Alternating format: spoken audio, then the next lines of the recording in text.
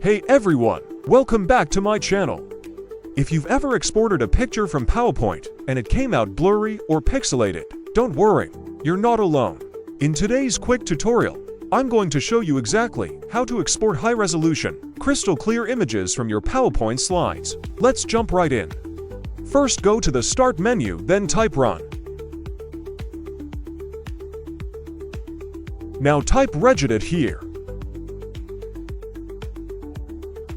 Now go to this path for the different version of PowerPoint.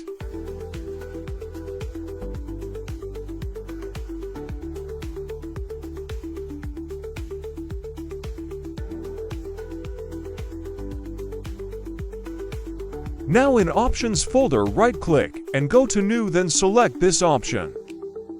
Now rename the file as Export Bitmap Solution. Now modify the file. In this option, we select the base value as hexadecimal. Then change the value data. As we increase the value data, picture resolution will increase. Let's set it 350. Let's export some picture from PowerPoint.